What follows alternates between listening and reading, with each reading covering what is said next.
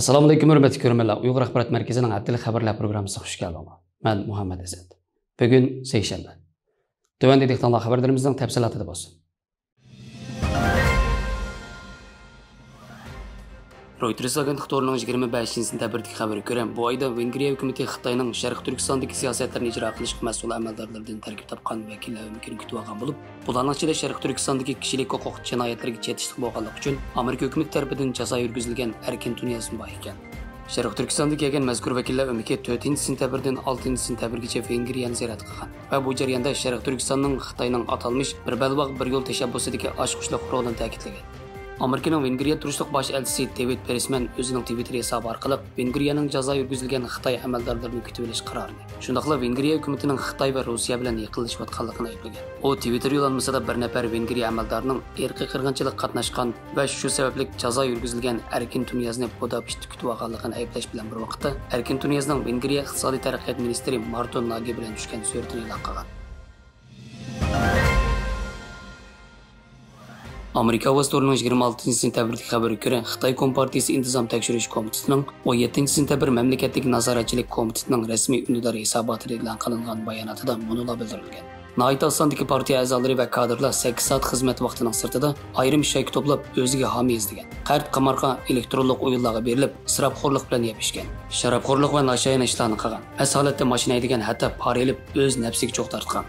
Buningga qarata Xitoy Kompartiyasi oldingi hafta partiya a'zolarining cho'qim qattiq nazorat qilinishi va 8 soat xizmat vaqtining sirtida nazorat qilinishi kerakligini, o'zining atalmish chiriklikka qarshi 5 yillik planni yo'l qo'yganligini qayta ta'kidlagan. Buningga qarata tahlilchilar mundaq degan: Xitoy raisi Shi Jinpingning chiriklikka qarshi turish haqida jar selayotganligiga 10 yil bo'lgan bo'lsa-mu, ammo chiriklik yana tugmadi.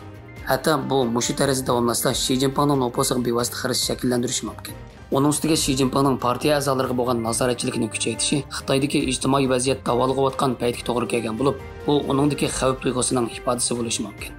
9-oydan boshlab Xitoydagi nurg'un joylar partiya a'zolari uchun turli 8 soatning sirtida nazorat qilish va boshqarish tadbirlarini yo'l qo'yib, partiya a'zolari va kadrlarning shaxsiy turmushiga bo'lgan kontrollikni kuchaytirishni ta'kidlamoqda.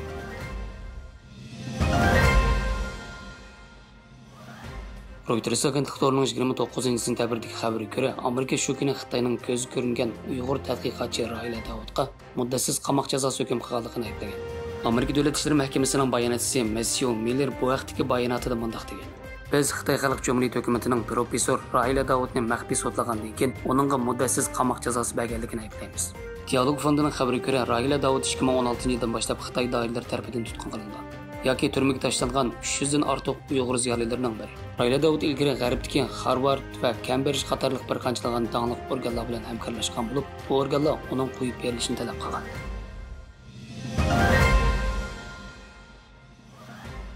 CNN to'rining 29-sentyabrdagi xabariga ko'ra, Xitoyning yuqori sur'atli temir yo'l to'ri bargan sir kengayotgan bo'lib, 28-sentyabr Fujian o'lkasining Changju, Xiamen va Fuzhou shaharlarini tutashtiradigan 277 kilometrlik yuqori sur'atli temir yo'l ishga kirishtirilgan. Xitoy temir yo'l bosh shirkatining bildirishicha, bu liniyadagi poyezdlarning soatlik tezligi 350 kilometrga yetadi ekan. Yangi temir yo'l liniyasida hozir 84 ko'rik va 29 tunnel bor. Undan boshqa 20 kilometr uzunlikdagi dengiz usti temir yo'li bor bo'lib, bu Xitoyning tunji suv usti o'q beshi poyezdi ekan.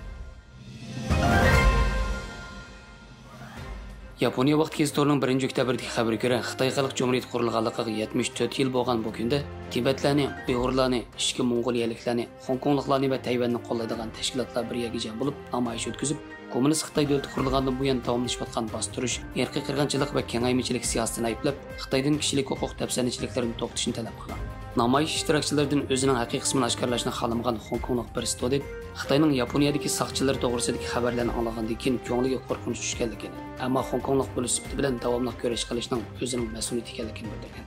U yana o'zining va boshqa bir qism Hongkongliklarning Xitoyning hujum nishoniga aylanib qolishdan asrab kimliklarini yo'chirish uchun maska va ko'zoynak taqib olganligini bildirgan. U biz hozir Hongkongda qarshilik ko'rsatmaymiz, ammo biz davomli ko'rish qilamiz. Shunga hali ham Hongkongda yashayotgan kishilarning tushkunlashib ketmasligini umid qilamiz degan. Xabarlarimizga ko'ngilingizga rahmat. Ko'rishguncha omon bo'linglar. Xayr xo'sh, Allohga omonat.